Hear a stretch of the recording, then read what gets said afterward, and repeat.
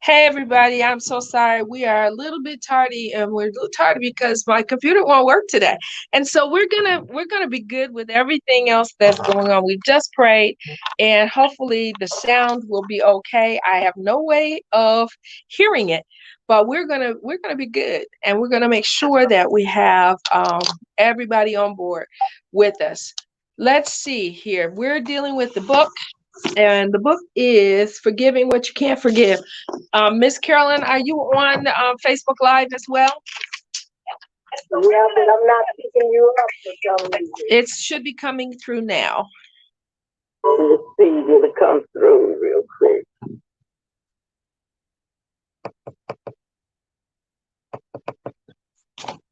This is live now. Got you. Okay, perfect.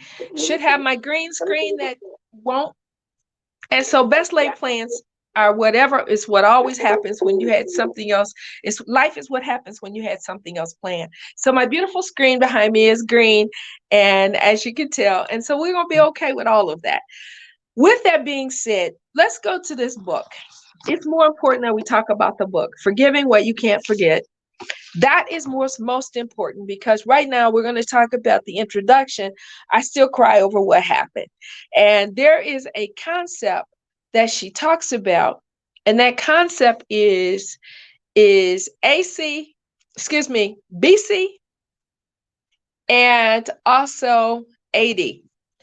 And we know what BC means, before Christ, is what it really meant in the other world that we have operated in. But in this, she talks about BC being before the crisis and AD after the devastation.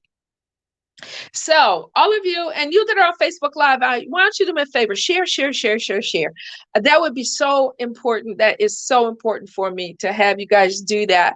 If you will share, that would be an amazing thing. Let's talk about that.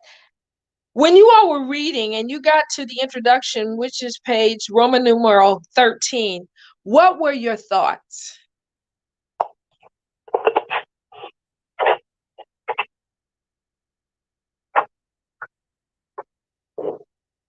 This is Robin. Hello. Hey, Robin. Hey. I think not being in that situation before, I just think it's a hard thing to do, to forget.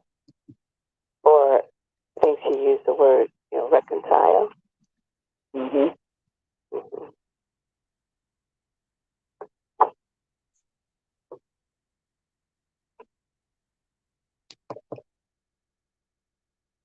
Okay. As you know, forgiveness starts with self.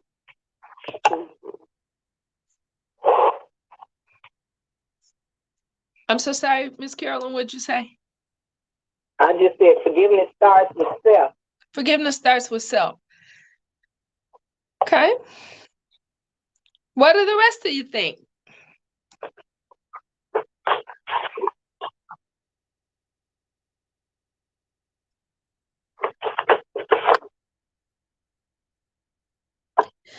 So, it's interesting. This is a process, verbally. It's a process. And it happen overnight. So it goes in stages. Yeah.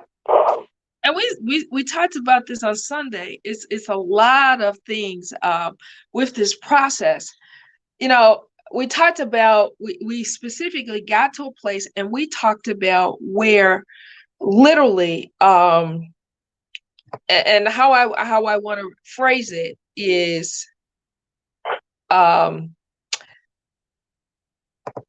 process literally involves many times forgiving self.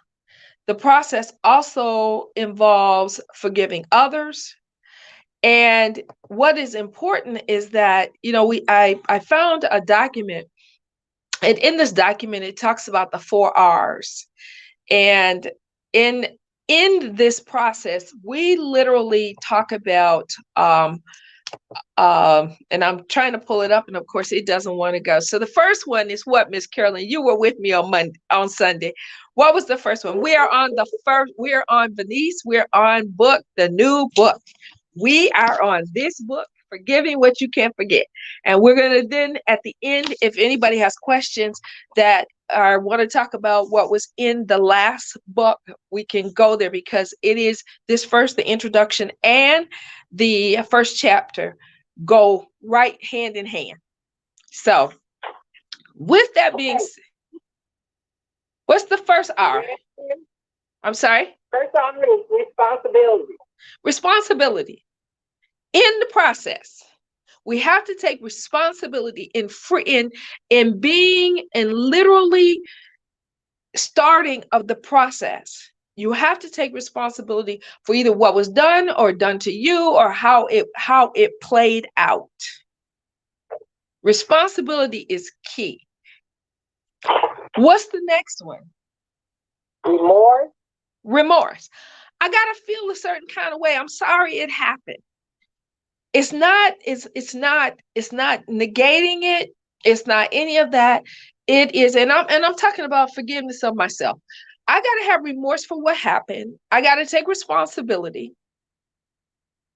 And then I can't stall out at this place, because one of the things that one of the ladies said on Sunday, and I'm only bringing this up for Sunday because I want to move us forward. And in this process, and Loretta, you said it's a process. It doesn't happen overnight. So I got to be in a place where I can be responsible. I have to have then remorse. I got to feel okay about it. Yeah. And Brother Leon said it's easier for me to forgive others than it is for me to forgive myself. And so when I have remorse, I can't get stuck there with being sorry, because as we were talking about with Groundhog Day will take us right to a place where we just keep going through that same thing over and over and over and over and over and over and over. And we'll play it out in every scenario that is absolutely possible. And then we'll keep playing it out, and we won't move to a place where we can get to a healthy space. And then when I take responsibility and I have remorse, the third R is what? Restoration. Go ahead. What was it again? Restoration. Restoration. I have to go to a place. Thank you, Miss Cynthia and Miss Carolyn. I have to be restored. How many of us won't restore ourselves?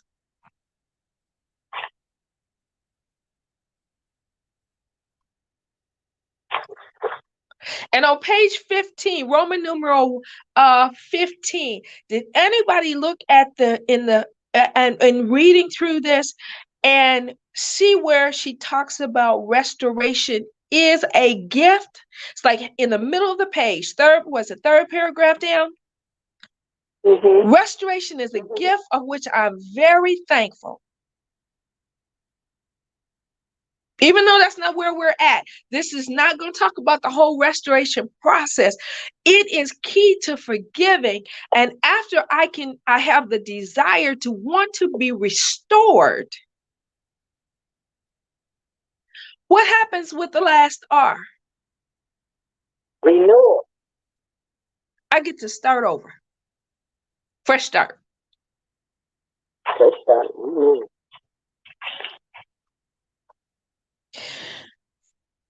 When you were reading the introduction, did anybody have any thoughts about this? She even talked about the more our pain consumes us, the more it will control us.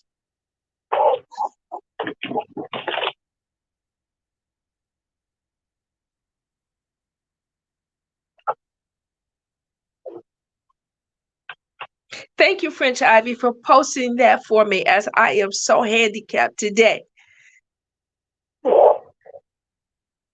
Miss Pat, Miss LaWan, Miss Loretta, Miss Carolyn, why is it? Miss Cynthia, who else is out there? Brother Leon, Sister Venice, My mom, French Ive, excuse me, not Ivy, French Ive. Anybody out there, all 8 of you that are out there on Facebook Live or YouTube, Miss Curtina, all of you, help me here with this. This introduction, why did she put something in this introduction for us to deal with?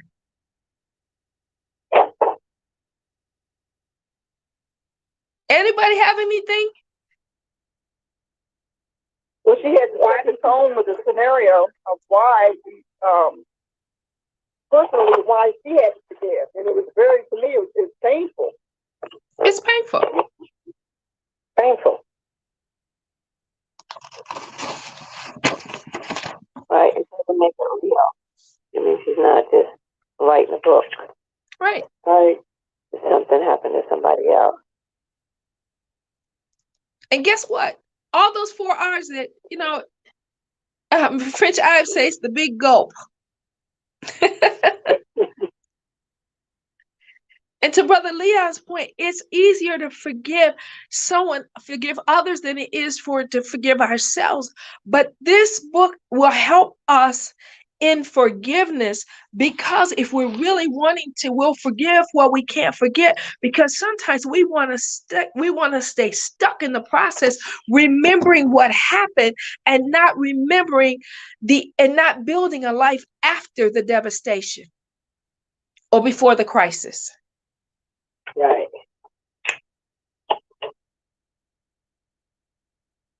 So when you were reading this and you read the introduction, did anybody have a oh wow with this?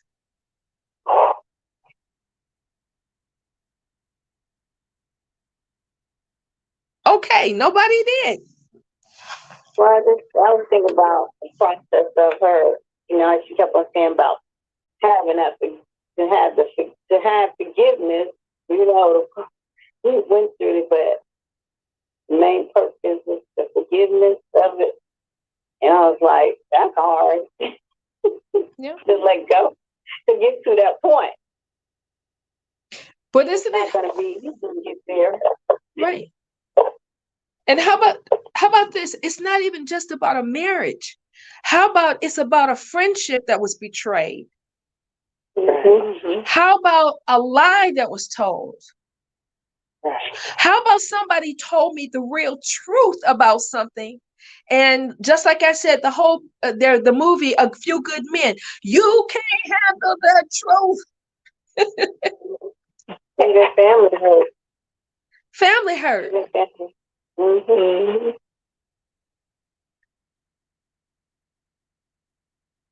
And Fritz, you said the big gulp, the moment I suggested the book itself. Mm-hmm. And how about this? Even though you have before crisis and after devastation situations, it does not eradicate any good memory, situation, circumstance, happiness, all of that. You don't get to throw that all away. No. Right. Brother Leon says, sorting through your feeling between the good things and the bad thing, it's okay to hold on to the good. Absolutely right. That's exactly what I said. You be okay. Okay. It was a problem. You found out you had a loving child and your child did a lot of good things for you. And then you find out there was a problem. But guess what? Thank God. My word popped back up. Mm-hmm. Forgiveness is often defined as a deliberate decision to let go of feelings of anger, resentment, retribution towards someone who you believed has wronged you. And to Brother Leon's point, while you still might be quite generous in your ability to forgive others, it may be much harder to forgive yourself. Yeah.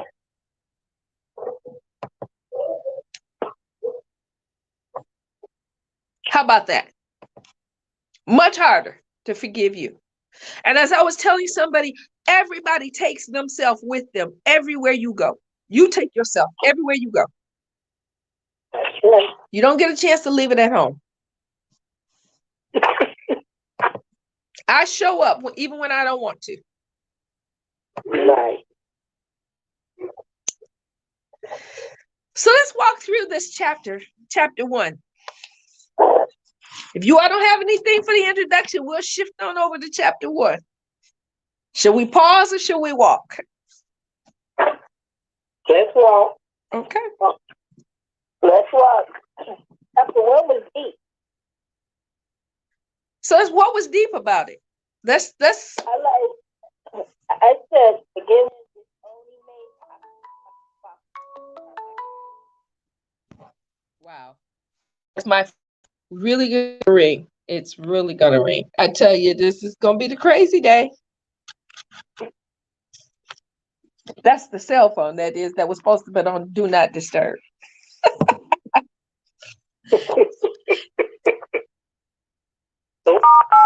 Entry and exit tones are off. The crazy day until this is gonna be a good joyful day. Oh no, it's a crazy day because there's all these distractions. So there's so much good that's got to come out of this. So that's why I say it's gonna be crazy. Yeah, okay, we're gonna be crazy. I'm gonna be okay with crazy. Because how there's a will, there's a way. As Loretta says, I'm the most resourceful person you gonna ever meet when it comes to making a way. Mm-hmm. So let's go there. What's deep about it, Luan? The idea that forgiveness needs your participation. It don't just happen. Okay. But you have to be willing to cooperate with, cooperation is needed. A lot of people think that just time is going to get over. But it's an action of, that's what I just thought that was just interesting. That, you know you do it, but to actually see it written out, that it is only made possible by my cooperation.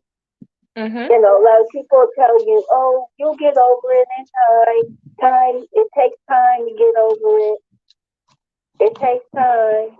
And you can have all the time in the world, but if you don't absolutely stop, if you don't make that decision that you're going to participate in the forgiveness act, we just going to have more time passing. Wow. Time itself is not the answer. Brother Leon said we want to place blame on somewhere. If you don't, you're on somewhere. If you don't place it on them, you will put it on yourself. So how do you eliminate blame, or can you? So even though it's time and you say you're going to get over,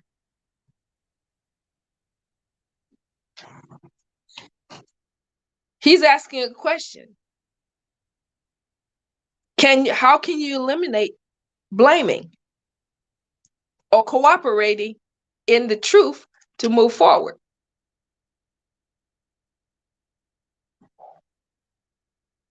Don't work too well.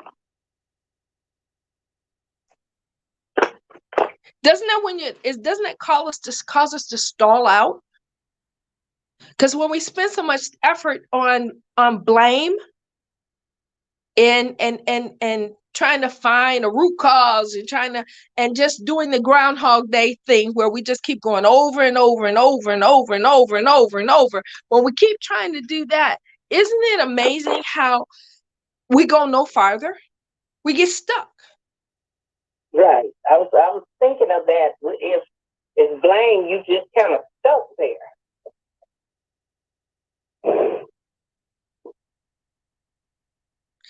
What I think, Beverly, you have to be intentional with action in the process. So you have to keep saying to yourself, I got to move forward. I because those people have probably moved on, and you're still stuck back there with unforgiveness. So I think you have to refocus your thought process to say, I have to move on. I have to, keep reminding yourself. I mean, there's time that you're going to go back and go through phases of being angry or bitter or disappointed, but then you can't stay stuck there. You have to refocus and do something else to get you moving in the right direction. Not like, woe is me. You might be down one day, but don't stay down. Right. Or you have to, because then you can't progress forward. Right, Loretta. Or if it's you trying to forgive you, you have to say to yourself, I got to let this go. I got to give it to God and let it go. Okay. And I think sometimes you might need someone to help you see that. Because you're bogged down with the anger and the bitterness. Sometimes you might need help getting to that point. Yeah. That's true. And the other thing is, you can't stuck in what you think you lost from it. Mm-hmm. Because a lot of times people get stuck on, if I hadn't done this, this wouldn't have happened. And this wouldn't have, this person wouldn't be out of my life now. And, you've got all these regrets that you're stuck on, not so much to forgive. You haven't really addressed the forgiveness of yourself because you're so busy moping over what you think was lost. Mm-hmm. Yeah. French, I've said she said you got to refocus. Right. Miss Lynette says, hello to everybody. She says, active participation. One must not be stuck or sit in a parked car. That's a visual for me. Can't be stuck sitting in a parked car if I want to go forward. Right. And you can't just have the engine run in the parked car. Yeah. Yeah. I love what I was reading, and I was reading from a particular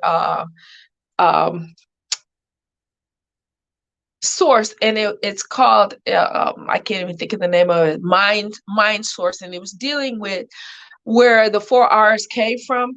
And one of the things it talks about, focus on the renewal, and it talks about you have to make, as Loretta said, an intentional decision to go forward.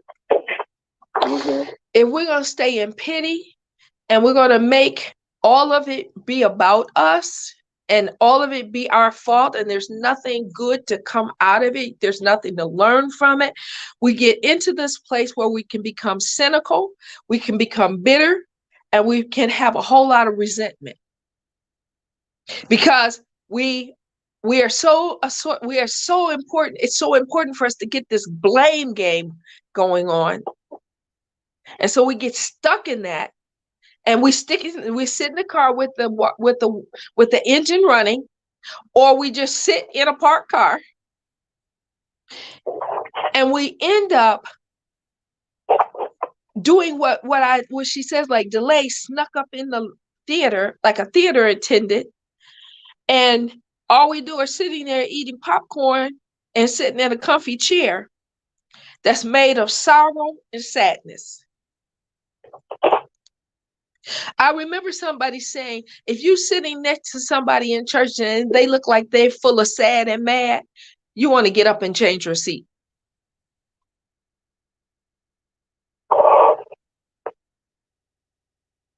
Because sad and mad is not going to be a good environment for you to be dwelling in the midst of. If the only people you talk to are people that have you literally say, hey, I want to just deal with you. I want you to stay mad. I want you to stay sad. I want you to stay in a funk. I want you to be here. I want you to be, everything is negative, that you're going to have a very, very miserable day. Right.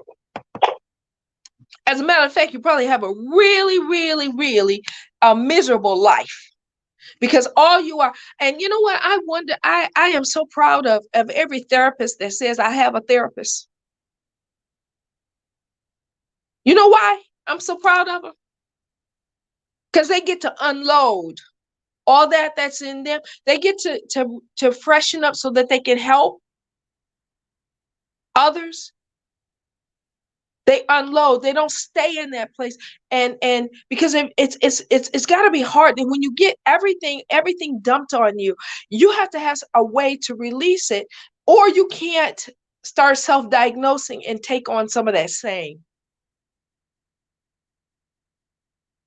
I love this when she talks about, trust issues disguise themselves as private investigators on stealth missions, making me believe that they would help me catch everyone out to hurt me and prove no one was truly honest. Did anybody have any notes on page 3?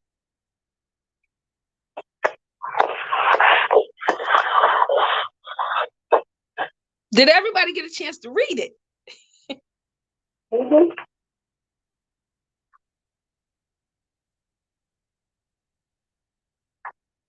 Yes, I just kind of highlighted the different cynicism, bitterness, and I just took note of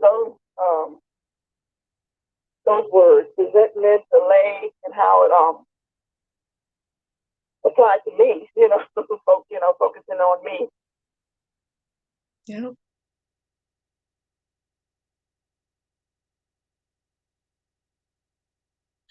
How about the fact that it's a two-edged sword? Forgiveness is a two-edged sword. We all want it easily, but it's sure hard on the other side of the equation. Or maybe it's not hard for you. Maybe it's just hard for me. Because there's some people that really wrong you or really do. There's some things that really come out up front and personal. And it's you, as French Ives say, you got to have a big gulp.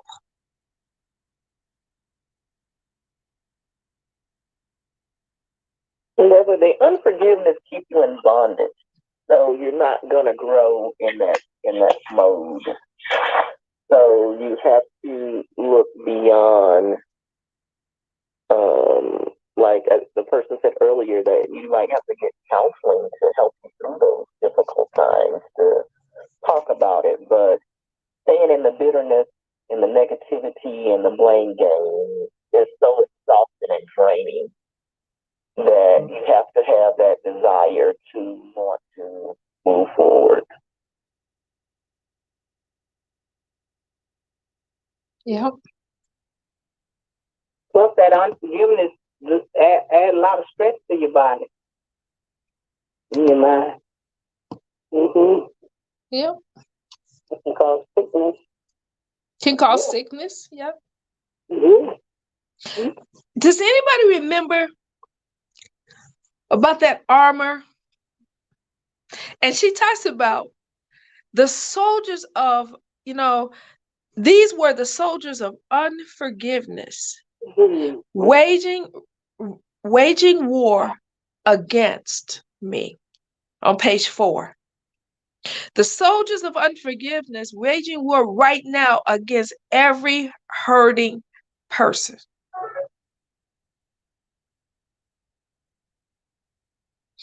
And she goes on and she talks about that. She said, left to my own deep woundedness, forgiveness can seem offensive, impossible, and one of the quickest ways to compound the unfairness of being wrong. Sometimes we struggle wanting it to be fair. And I love something Brother Cliff said on Sunday. He said, I really have to understand that vengeance is mine, saith the Lord, and he's going to do the repaying.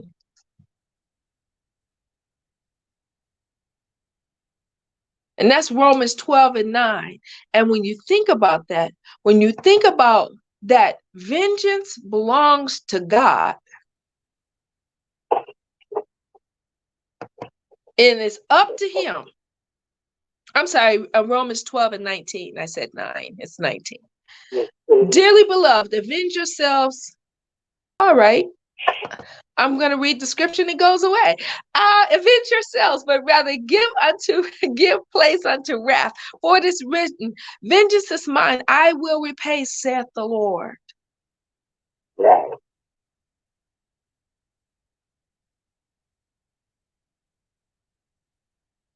And I love something. I want to go right back to Lamentations 3:21-23. Can somebody grab that? Lamentations 3:21-23.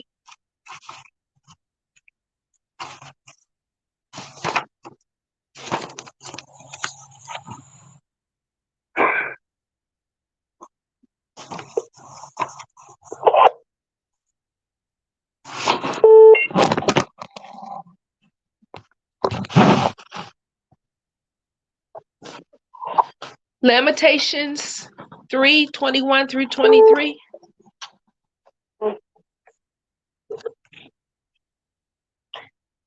Yet this I call to mind, and therefore I hope, because of the Lord's great love consumed, for his compassion fail me to everything. Great NIV. Okay. This particular passage of scripture, we got to remind ourselves. You got to remind ourselves, and this takes us back. This, and I love this. This I recall to my mind, and therefore I have hope. I gotta have some hope here. I can't be in a hopeless situation if I truly believe that I'm going to get beyond this thing.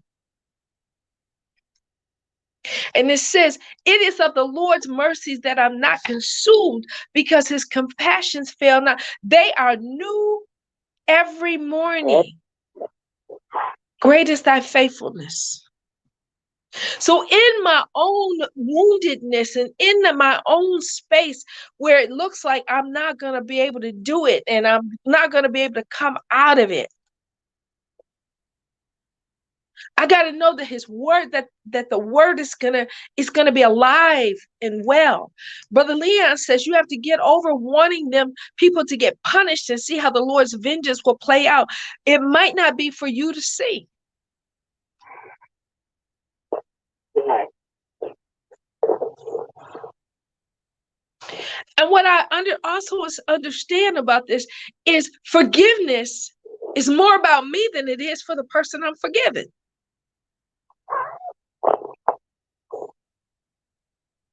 So, Ms. Robin, what you think about that? Forgiveness is more about me than somebody else. Yes, because I agree, because it affects us, not the other person. Yeah.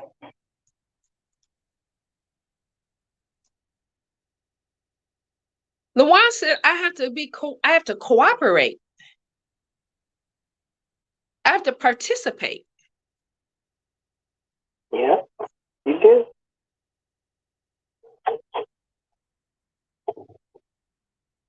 The soldiers of unforgiveness whooped and hollered at their victory that day, is what she says. And I often think about this. How many times did I give Satan or the adversary victory? Because I held on to something, and Miss Loretta said it weighed me down. It exhausted me. Yeah.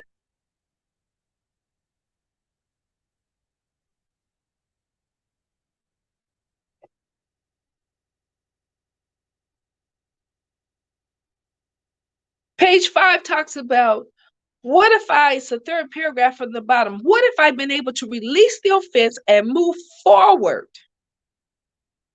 She talks about an example where she's with some friends and something happened. And so she held on to, she stayed in the parking lot and did not enjoy the day. She went with friends and something happened. And she was so angry, she didn't even get out.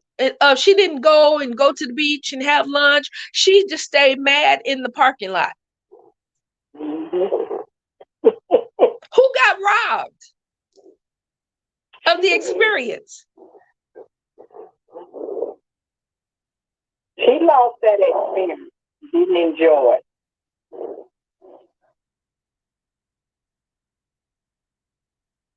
That's why she said the soldiers of unforgiveness won. They high-fived, they did all of it.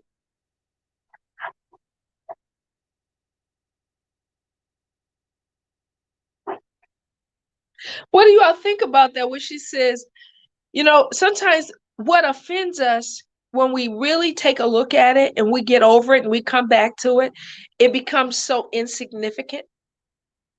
Yeah.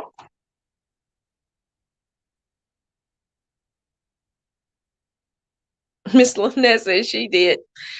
She lost out. Anybody have notes on pages 4 or 5 when you were reading this? Anything come to mind?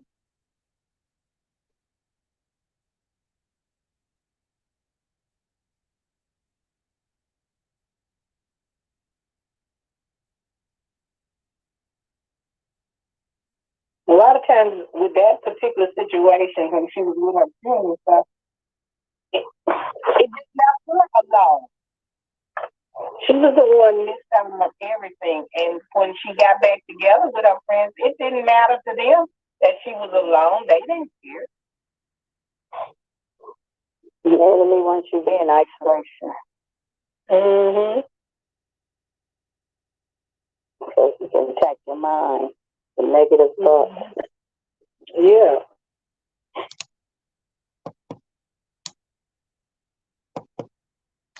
I don't know about you, but my experience with a lot of things is that if I focus on things that are insignificant, I can create importance in those insignificant things.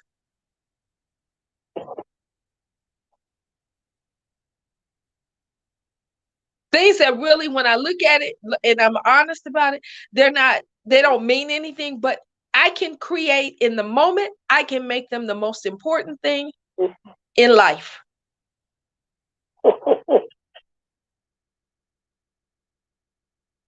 I can make and I don't know about you, but I have been that one. I can make it. I can make it so important, and then I will get into a place where I'm like, I can't even understand why you're not even feeling the same way about it.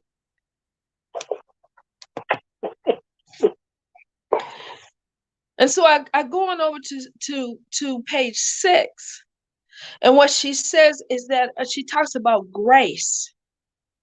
Grace and truth together. Right. And grace and truth together really are something, because truth is something that if we're not careful, we'll walk away from it. But I love with John 8:32, how she brings that in. She says, then you will know the truth, and the truth will set you free. I think it was Loretta that says, when you walk onto a whole lot of stuff and you don't walk in liberty, right, you weight it down. She said it's exhausting. And then John 1:14 and 17. Did anybody look those scriptures up? NIV says, 14 says, the word became flesh and made his dwelling amongst us. We have seen his glory, the glory of the one and the only Son who came from the Father, full of grace and truth. And verse 17 says, for the law was given to Moses, grace, truth came through Jesus Christ. So let's just take a point. How does grace and truth walk together?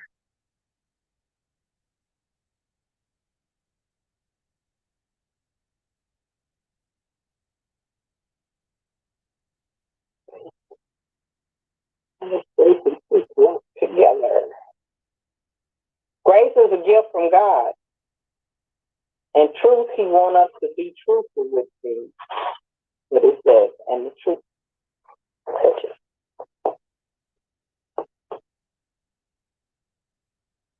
Then you will know the truth, and the truth will set you free.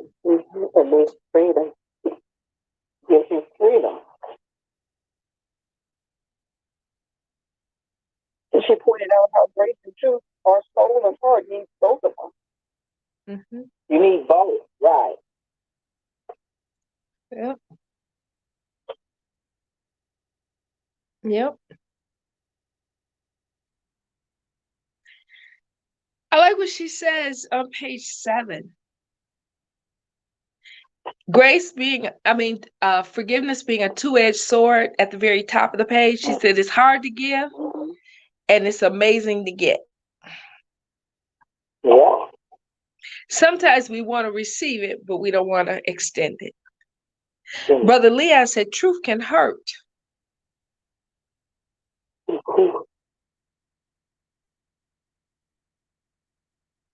She also says on page 7, forgiveness isn't something hard we have the option to do or not to do.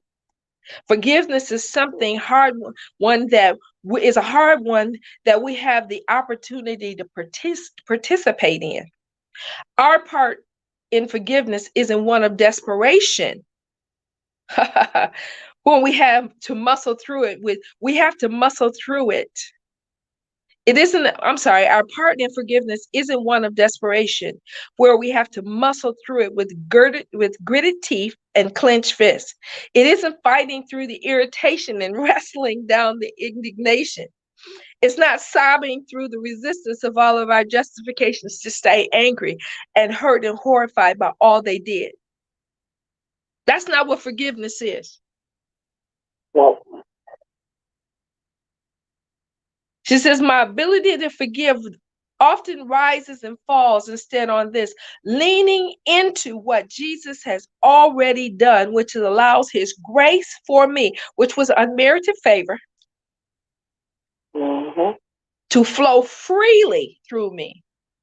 So if you look at Ephesians 4 and 7, Ephesians 4 and 7 says what? We started tonight. I'm sorry?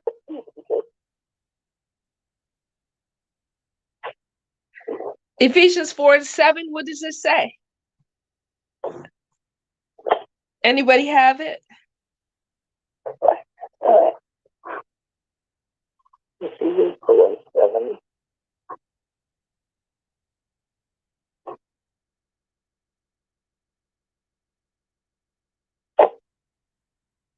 But to each one of us, grace has been given as Christ appropriated.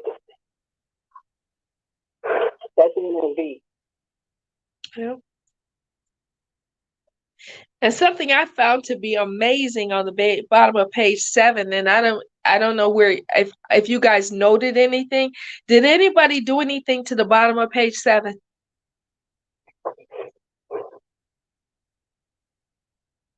I had highlighted forgiveness is an act of determination, and it is only made possible by my cooperation, participating. Mm-hmm. Yeah. Anybody else?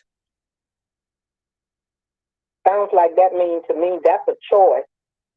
I choose to forgive. If I don't want to stall in the process, right? Right. I got to choose. My mom says, and I guess it's our mother. Listen, I guess it's our mother. It says, since LaWad is on too, you need them both. You need grace and truth, because if you only have grace and not truth, you get shortchanged. Mm-hmm.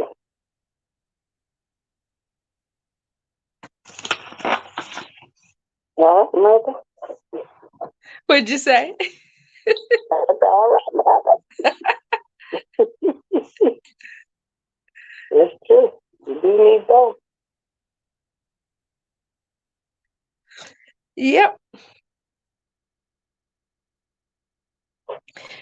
They work together. She also talks about the human heart likes to cover things up on page 8.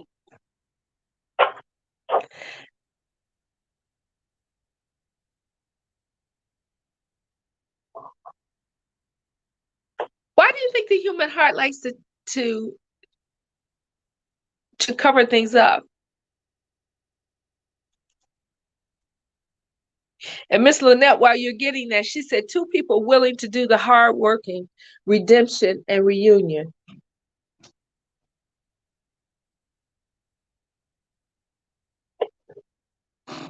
Two people. She says redemption and reunion are extremely important.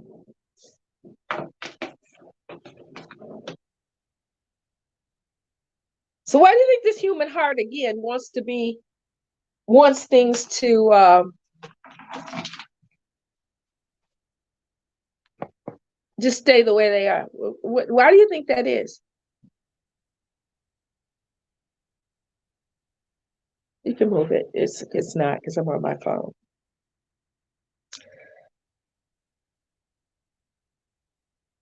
And it's easier to keep things the way they are the same. That's true.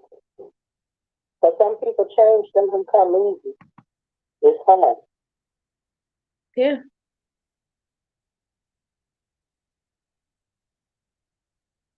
Absolutely.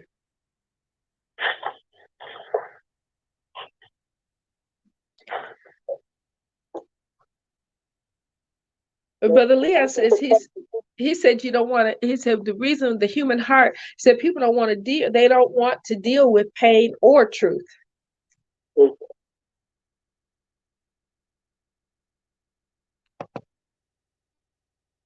right about that too. They don't.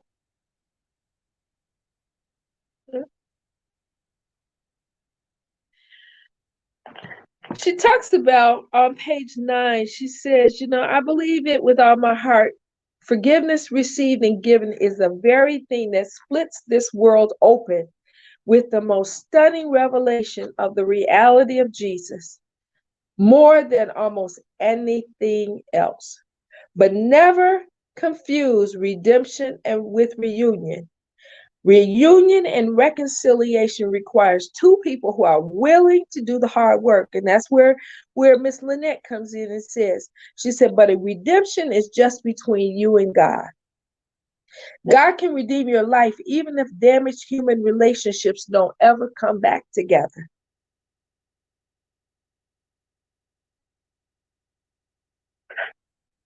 Sometimes in having forgiveness, you may never have a relationship that goes right back to the same space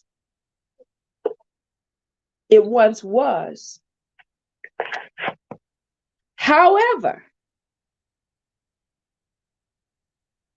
forgiveness can occur.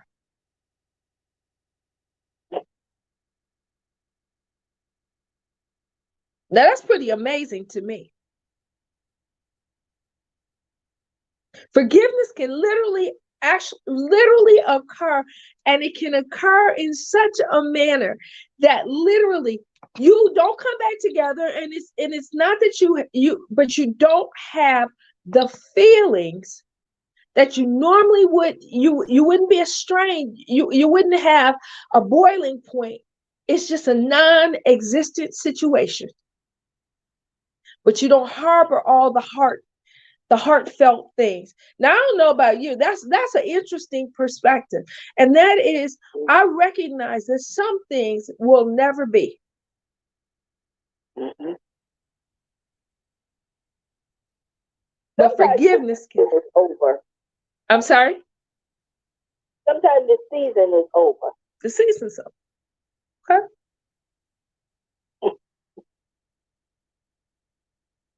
Yep. She says on the bottom of 9, what you give up. She said, with this, the right to demand that the one who hurt you pay you back or even make you suffer for what you did. But what you get is the freedom to move on. You don't have to stay stalled. And in my case, forgiveness, the other person doesn't mean that you're okay with what they did. Absolutely. For me, and I like how this brought up that forgiveness is not always about doing something for a human relationship, but rather being obedient to what God says to do. So that's a perspective I didn't have before reading that. Yeah.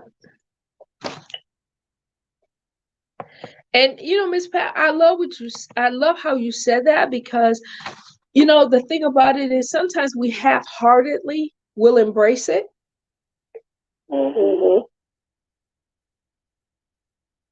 But in reality, we have to take it for its truth. Yeah. That whole after devastation really hit me. And it hit me in the most interesting place. It hit me in a place that it says so many things that we literally will pinpoint, and we can tell you the date, the hour, the time, who was happening, what was happening, what the world looked like. And we spend a lot of time capturing that. Mm-hmm. And we spend so little time trying to walk it forward because we're busy repainting, having a Groundhog Day. Mm-hmm. Mom says, I like what she said, forgiveness is the act of determination and it needs your cooperation to make it work. Mm-hmm.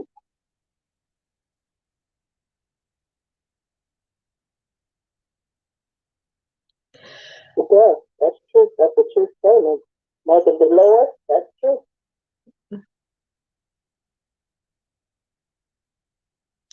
I love what she says, and this just reinstates what Loretta said earlier about the process, is that freedom from unforgiveness doesn't mean instant healing for all of the emotions involved. Right. But it does mean that those emotions will eventually will turn into eventual compassion rather than bitterness. Right. That's what she talks about on page 10.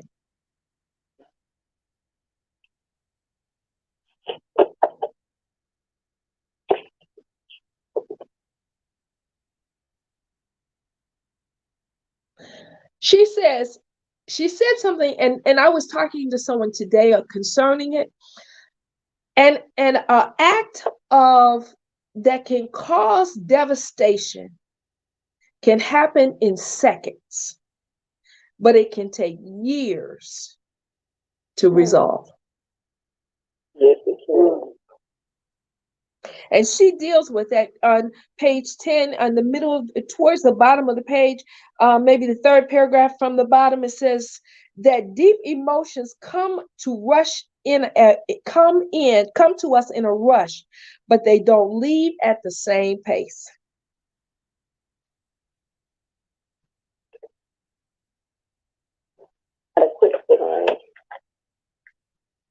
So when I have on my helmet of salvation and I'm guarding against, I got on my stuff, my warfare clothes. It's important that I have that helmet on, because what I can't do is I can't let the battlefield be in my mind intentionally.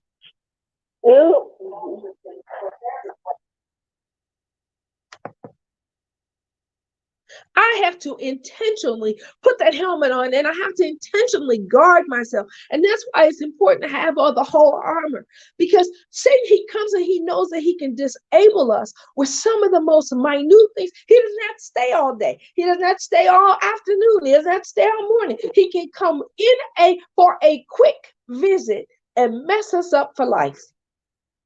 Yeah.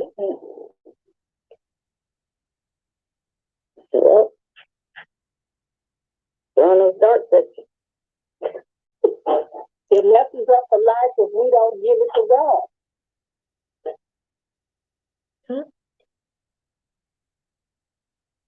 Yep. And people literally hold things unforgivingly their whole life. Right. Mm-hmm. I've seen that for a fact with a family member.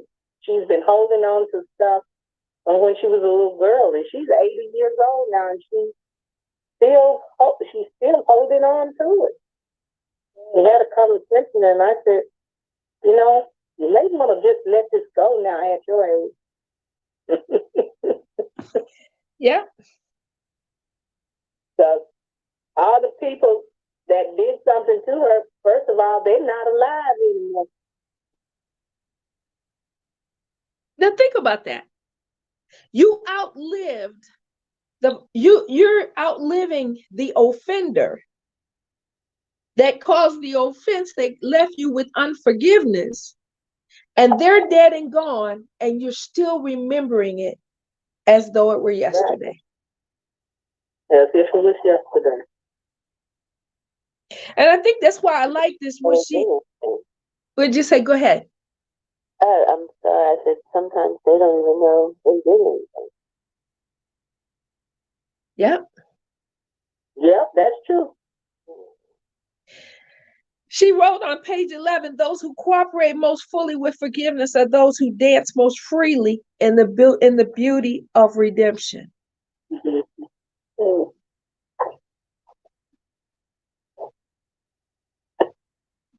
Not being stalled out causes us to move forward.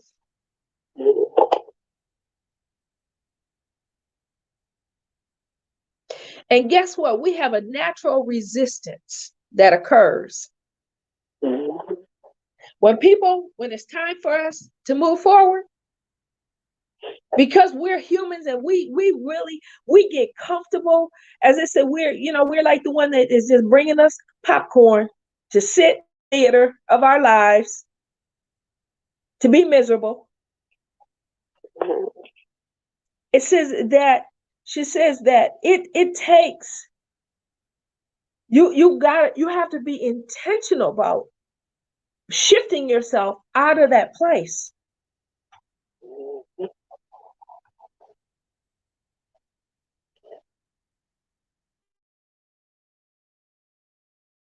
Be all about is shifting ourselves into a place of forgiveness for the things that we still remember. But what's important is how we go forward. Brother Leon says, does forgiveness mean you have to eventually trust them again? In some cases, Brother Leon, you don't get to a place where you can coexist in that same space. Luan said it earlier. She said that the seasonality is over. But the good news is you don't harbor the unforgiveness. You're not dealing with all the emotions that are the same. You've forgiven them, you moved on, and they're no longer a part of, they're non-existent in your world. And then does that make sense? That makes sense, Beverly, because what happens, even when you forgive them, and you may want to have them do something, that mistrust of them not following through comes up. Yeah. It'll come up. Those thoughts like, okay, I've forgiven them for that, but no, I don't think I'm going to trust her to do that for me. Loretta, do you have us on mute? I have a question for you.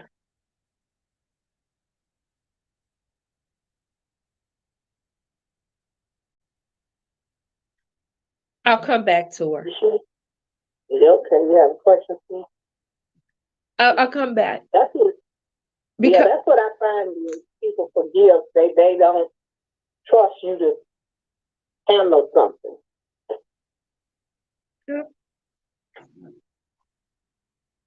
What do the rest of you all think? Do you think that it always ends up in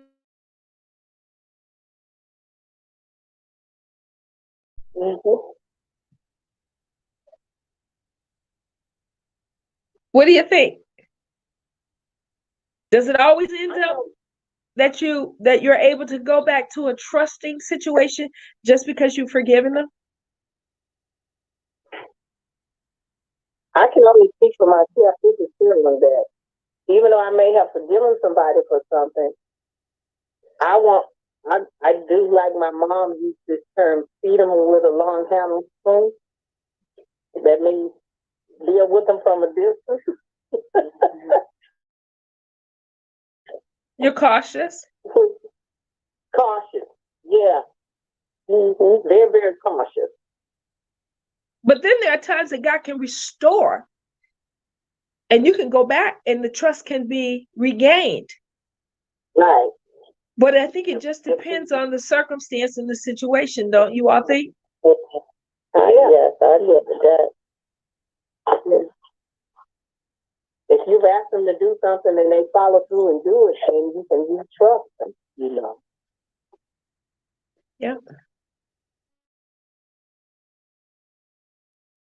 Wherever we're going through that with a cousin of mine right now, you know, she always say, nobody want to help me. But then when you try to help her, she doesn't follow through and do what she's supposed to do.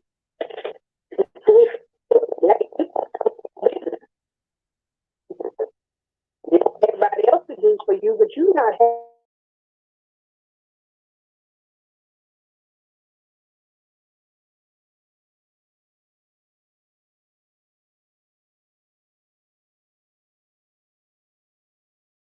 The situation resolved. You bring something up crazy, you bring something else up. Yep. Cause an uproar. Absolutely. Because I need so-and-so and you try to help her and then you're like, oh no, not again. Absolutely. My mom asked a question too. She said, can freedom from unforgiveness mean instant healing?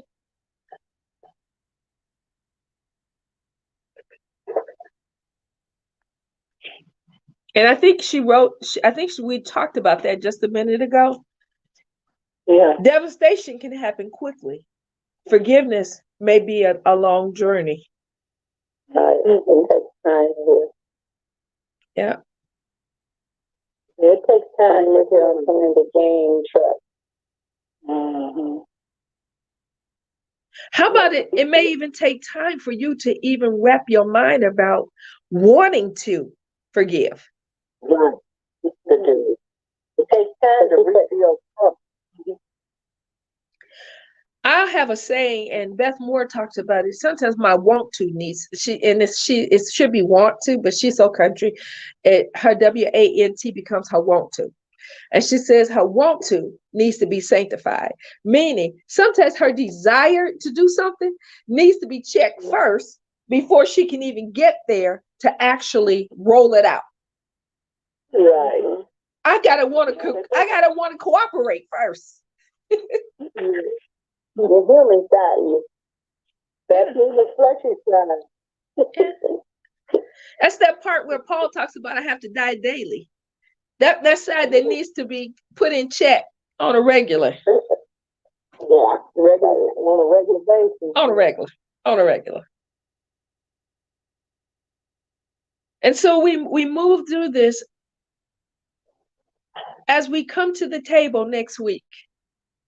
She welcomes us to the table to talk about what's next for us. Okay. I asked you all the question. How are you coming with the book? Are you ready to go forward? Are you inspired, or are you still, the jury's still out? I'm ready. I'm ready to move forward with it. With the book, yeah. Okay, yeah, I'm ready to move forward, yeah. Okay. All right. We're gonna welcome to the table. For you, that many of you have everybody's received their book. I don't believe there's anybody that has not, that has asked for one. So if you would like to, I would, they were comped for us, and so that's a blessing. If somebody says, hey, I just want to buy, I want to make sure that there's funds going forward so that as we buy, as somebody else is asking for a book, French Ives says she's ready now. Miss Benita, did you get a book? You didn't get a book, but do you want a book? Let me know. You know how to reach me, and then we'll go from there. But if anybody would like to sew into this ministry, you say, hey, I love the work that's being done. You, by all means, let's see if I can use my I'm using my banner on my phone. Let's see if I can make it work. You can do electronic giving. Oh, there it is. It's working, Miss Carolyn. I tell you, I'm getting better with whatever device doesn't work. I'm getting better with it. We'll figure it out.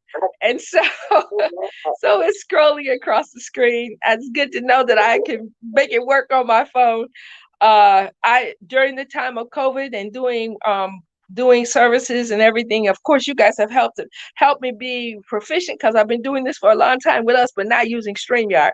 So I was able to do YouTube and Facebook Live so I can pick up everybody. But here we are with this. If anybody wants to hear, you can go onto the Givelify app where you can send a check to the church, and the address is scrolling across the screen, 188 West Muskegon. For you that know, or you say, hey, I want to do it, I just want to get it to you, please let me know. We can make arrangements for that. So that's with that. The other thing is, I just want you to know, I appreciate all of you. I appreciate your time.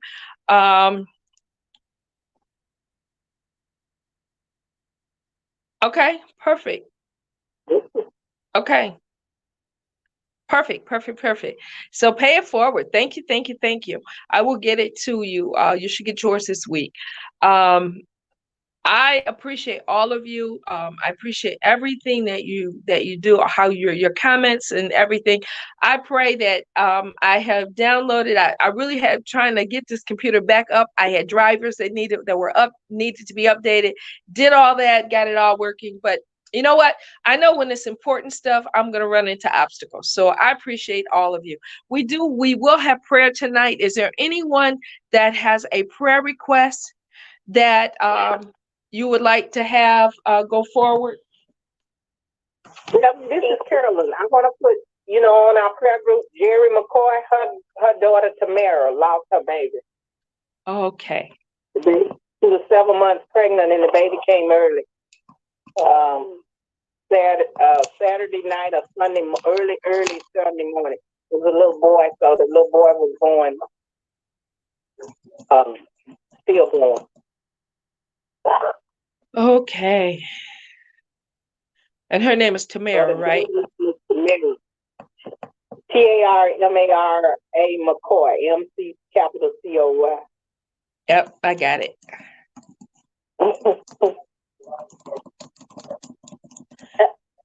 Look, I got a prayer request, but my details are very sketchy, okay? So we're going to call her little girl. Because I don't have her name. Okay. But one of my daughter's friends' daughter is in the hospital with bowel obstruction. I'm sorry? She has a bowel obstruction. Okay. Okay. So we're going to call her little girl. That's what I put down. Because I don't know her name. And then the same child, the same daughter of this other friend, who he has a nickname. I don't have his real name or his son's name, but his son was in a car accident and was killed. So we're gonna call him P. Okay. Because I know his first name starts with a P. Okay. I'm sorry, but we're going to trust that God knows who he's talking about. He knows the name, right? So we're going to just trust on that. And hopefully I will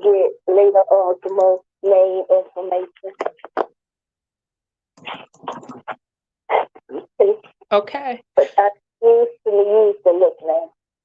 Got it. Let me see.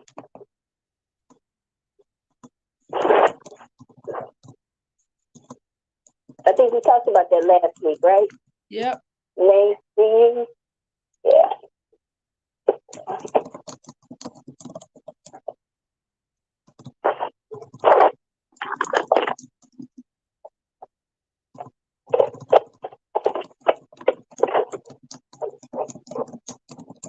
Anybody else?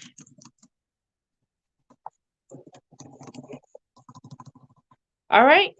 Well, let's go to God in prayer. Father, we just thank you for just one more opportunity to come before you. And so, God, we pray, God, for Tamara McCoy. God, you see her in the loss of her baby. God, to carry the baby for 7 months and have it born stillborn. God, we pray that you would minister to her heart. And then the little girl who has the bowel obstruction in the hospital, God, you see her as well. God, you see P and with the loss of his son in the car accident. And so, God, so many others, God, that are remain unnameless. God, we pray, God, that for those that have heard, God, the word, God, on today, and as we've read these pages dealing with unforgiveness, I pray, God, if we are found in a place that we're struggling, God, I pray that you would give us, God, the courage to explore how to go forward. It's in Jesus' name we pray. Amen. Amen. And Amen. French, I've said, Go ahead. Go ahead. I got the little girl's name, Lala. Okay. All right. That's almost as bad as little girl. Lala. Lala. Okay, little girl, Lala. All right. All right, everybody. I'm glad for you guys, and hopefully I'll see you next week. Again, we're going to be moving on to chapter 2. If you have any thoughts, and you know what? I'm open. You guys, somebody want to lead it next week? I don't always have to be the one. I got a lot going on with technology. If anybody wants to say, hey, I want to lead the discussion next week, please, by all means, let me know. I'll be happy to share in the wealth. Talk to you guys soon. Bye-bye.